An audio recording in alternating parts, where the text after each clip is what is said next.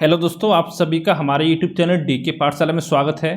तो दोस्तों, जैसा कि आपने थंबनेल देख लिया होगा, दोस्तों इस वीडियो में बात करने वाला है जो आपका पेपर होने वाला है यूपी पीसीएस का प्री का 2022 का, उसके बारे में बात करने वाले हैं कि उस एग्ज़ाम की आप तैयारी कैसे करें। क्योंकि दोस्तों पता होगा जो आपका एग्ज़ाम है वो आपका 12 जून को प्रस्तावित है और आपका एग्ज़ाम 12 जून को हो जाएगा। ठीक है, जहाँ तक दोस्तों बात है विज्ञापन की, तो इस महीने के आखिर तक आपका विज्ञापन आने के चांस है। या तो आपका इस महीने के आखिर तक विज्ञापन जारी कर दिया जाएगा या फिर आपका मार्च के स्टार्टिंग में आ जाएगा, अगर इस महीने नहीं आए तो। ठीक है, तो इसके बारे में बात करने वाले हैं कैसे आपको प्री एग्जाम की तैयारी करनी चाहिए, कौन कौन सी बुक्स पढ़नी है और साथ में किस तरह से आपको तैयारी करनी है, तो पूरी इस वीडियो में आपको बताया जाएगा। पहले दोस्तों बता दूं, जो आपका प्री एग्जाम होता है इसमें आपके 2 पेपर होते हैं। पहला दोस्तों होता है आपका जीएस का और दूसरा होता है आपका सीसेट का। इसमें दोस्तों जीएस में क्या आता है, आपका हिस्ट्री, ज्योग्राफी, पॉलिटी, इकोनॉमी, पर्यावरण हो गया, आपका सामान्य विज्ञान हो गया, यूपी जीके, करंट अफेयर, ये सब दोस्तों आपका जीएस 1 में आता है। ठीक है, और सीसेट में आपका, या सीसेट 2 कह सकते हो, उसको आपका जीएस 2 कह सकते हो। इसमें दोस्तों क्या आता है, आपका हिंदी आती है इसमें, आपकी हिंदी, अंग्रेजी, ठीक है, और आपका गद्यांश वगैरह आता है, आपका इंटरपर्सनल स्किल्स आती है, मैथ आता है, रीजनिंग आती है, सब चीज़ आपकी सीसेट 2 में पूछी जाती हैं। और दोस्तों जो पेपर होता है दोनों आपका 200 मार्क्स के पेपर होते हैं, दोनों ही। जो आपका फर्स्ट पेपर होगा जीएस 1 का, वो दोस्तों उसमें आपके 150 क्वेश्चन पूछे जाते हैं और साथ ही सीसेट 2 में आपके 100 क्वेश्चन आपके एग्जाम में पूछे जाते हैं। यानी कि 200 मार्क्स के 150 क्वेश्चन, यानी कि 1.33 का एक क्वेश्चन आपका पड़ता है पर क्वेश्चन। ठीक है, और साथ में आपकी 1/3 नेगेटिव मार्किंग होती है। लेकिन दोस्तों जो आपकी मेरिट बनती है मेंस के लिए, वो केवल आपका जीएस के पेपर से बनती है।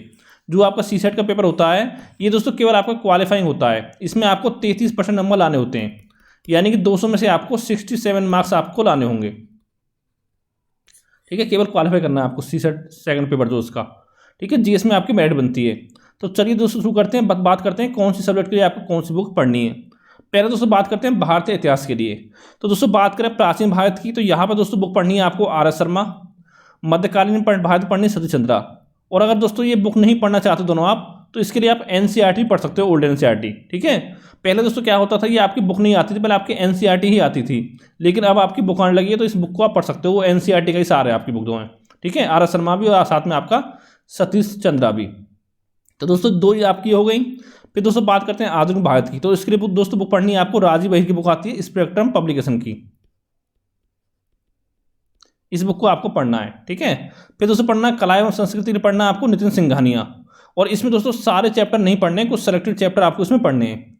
ये बहुत बेहतरीन बुक है आपकी नितिन सिंघानिया की, ये आपको पढ़नी है। ठीक है, और दोस्तों अगर इसको नहीं पढ़ना चाहते दोस्तों कला संस्कृति के आपके इग्नू के नोट्स आते हैं, उसको भी आप पढ़ सकते हो पढ़ना चाहो तो। फिर दोस्तों आपका आता है भूगोल। तो इसमें दोस्तों क्या करना है, आपका 9 से 12 पढ़नी है आपको न्यू एनसीईआरटी भूगोल के लिए, और साथ में पढ़नी है भारत एवं विश्व के भूगोल की महेश बड़वाल। ठीक है, ये बहुत अच्छी बुक है, इसको आपको पढ़ना है। अगर दोस्तों आप इंग्लिश मीडियम से पढ़ सकते हो, इंग्लिश में पढ़ सकते हो, तो जीसी लियोंग भी आप पढ़ सकते हो। ठीक है, जीसी लियोंग आपकी अच्छी बुक है, उसको आप पढ़ सकते हो। लेकिन ये बुक केवल आपकी इंग्लिश में आती है, हिंदी में नहीं आती है। और साथ में एक आपको एटलस लेना है, कोई सा भी, ऑक्सफोर्ड का लो, जो आपकी इच्छा हो उसको आप पढ़ सकते हो। क्योंकि दोस्तों क्या होता है, जो प्री एग्जाम आपका होता है उसमें लगभग 3-4 क्वेश्चन सीधे आपके एटलस से पूछे जाते हैं।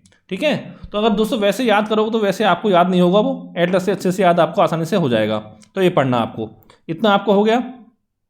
और साथ ही दोस्तों आपका भारत का और साथ में आपका विश्व का, इसका आपका मैप भी आपके पास होना चाहिए मानचित्र, जो कि आपका मार्केट में जाओगे तो 20 में मिल जाएगा।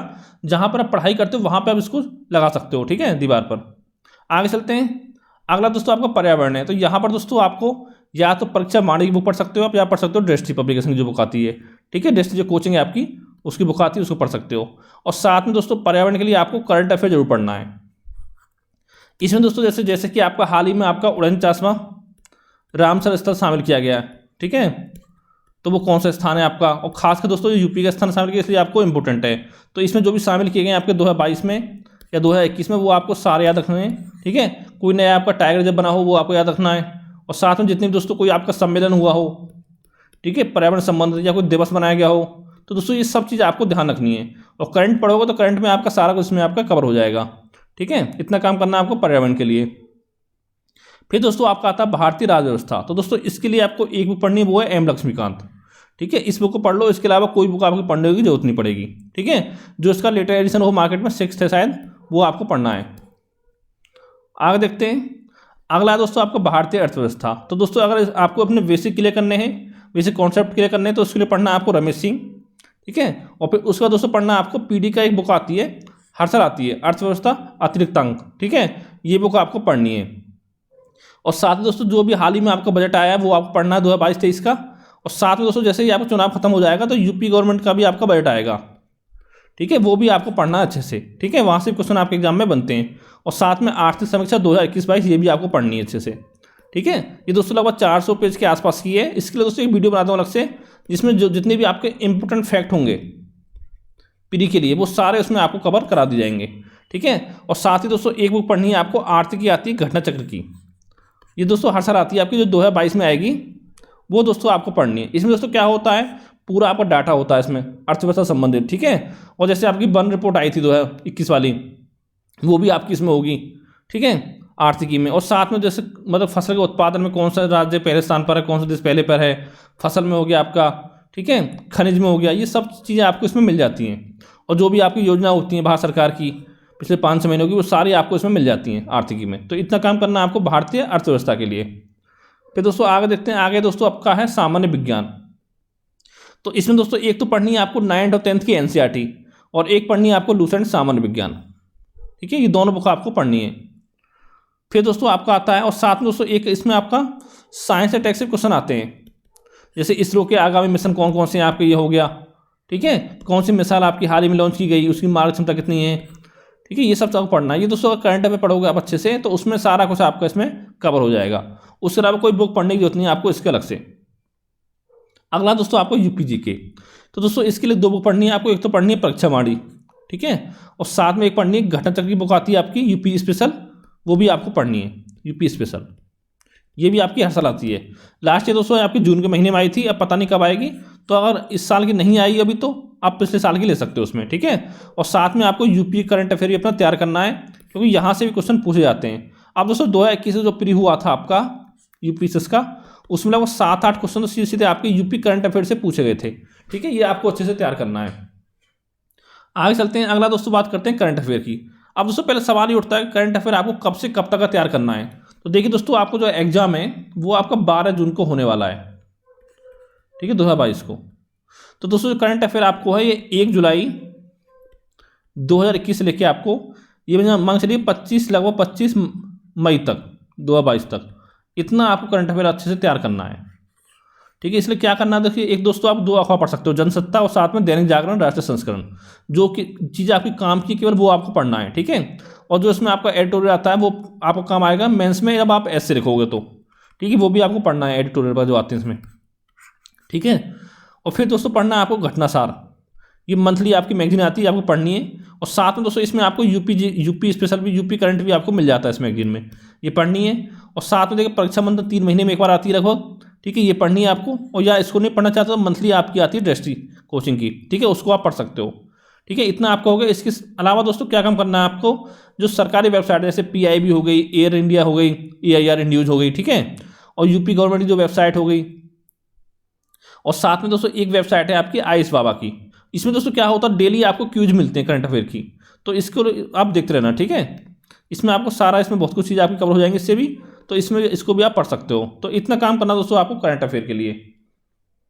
अब दोस्तों बात करते हैं सीसेट का जो सेकंड पेपर होता है आपका, उसके बारे में। तो देखिए सामान्य हिंदी, सामान्य अंग्रेजी, गणित, रीजनिंग, इंटरपर्सनल स्किल, कंप्रिहेंशन, गद्यांश। तो दोस्तों इसके लिए देखिए सामान्य हिंदी कोई जो आपका मन हो उस बुक को आप पढ़ सकते हो, ठीक है। ऐसे सामान्य अंग्रेजी के लिए इसमें क्या एक्टिव पैसिव आते हैं, डायरेक्ट इंडायरेक्ट आते हैं आपके, एक आधा आपका, ठीक है, विलोम शब्द वगैरह आ जाएगा इसमें, एंटोनिम सिनोनिम आ जाएंगे, ठीक है, वो चीज़ आपकी एंटोनिम सिनोनिम आपके आ सकते हैं सामान्य अंग्रेजी में। और गणित रीजनिंग यहाँ भी आप जो आपकी इच्छा हो उस बुक को आप पढ़ सकते हो, क्योंकि ज़्यादा टफ आपका नहीं आता है। तो दोस्तों आपसे ये बोलूँगा, अगर आपको रीजनिंग पढ़नी है तो जितने भी आपके पिछले 7-8 सालों में पेपर हुए UPPCS के, तो उन पेपरों में जो क्वेश्चन पूछे गए उन्हीं को आप सॉल्व कर लोगे, तो वहाँ से भी आपका रीजनिंग अच्छे से कवर हो जाएगा, जो जिस टॉपिक से आपके क्वेश्चन बनते रीजनिंग के, ठीक है। अब देखिए दोस्तों यहाँ में बच्चे गलतफहमी क्या पाल लेते हैं कि इन सबको तैयार कर लेते हैं लेकिन इंटरपर्सनल स्किल को छोड़ देते हैं, ठीक है। लेकिन दोस्तों देखा होगा इस बार बहुत सारे बच्चे ऐसे हैं जिनका आपका GS1 तो क्वालिफाई हो गया था, ठीक है, लेकिन आपका GS2 यानी CSET 2 जो पेपर है उसमें आपका क्वालिफाई नहीं हो पाए। तो अगर उसमें क्वालिफाई नहीं होते हैं तो दोस्तों उनकी कॉपी चेक ही नहीं होती आगे। तो इसलिए इंटरपर्सनल स्किल के लिए आप अरिहंत पब्लिकेशन बुक ले सकते हो, मार्केट में आपकी आती है, उसको आप पढ़ सकते हो, ठीक है। क्योंकि यहाँ से दोस्तों सबसे क्वेश्चन आपके यहीं से पूछे जाते हैं, इंटरपर्सनल स्किल से। तो ये सब आपको तैयार करना है, लेकिन इसमें आपको केवल 67 मार्क्स लेके आने हैं। तो ये भी दोस्तों कभी कभी आपके नहीं आते हैं, ठीक है। जब सोचते हैं ना बच्चे कि ओवर कॉन्फिडेंस में आ जाते हैं, तब इसमें दिक्कत हो जाती है आपकी। तो ये दोस्तों आपका इतना हो गया। अब दोस्तों बात करते हैं कि आपको किस तरह से आपको तैयारी करनी है डेली, यानी टाइम टेबल। तो देखिए दोस्तों, लगभग आपका अगर आपको एग्जाम निकालना पीसीएस का प्री का, तो लगभग 115 दिन का समय आपके पास है। तो इसमें दोस्तों क्या करना है आपको, देखिए मंडे से सैटरडे आपको स्टडी करनी है, मंडे टू सैटरडे। इसमें दोस्तों क्या करना है आपको, आप 2-2 घंटे के अपना स्लॉट बनाइए, ठीक है, 2-2 आवर्स के 4 स्लॉट आपको बनाने हैं।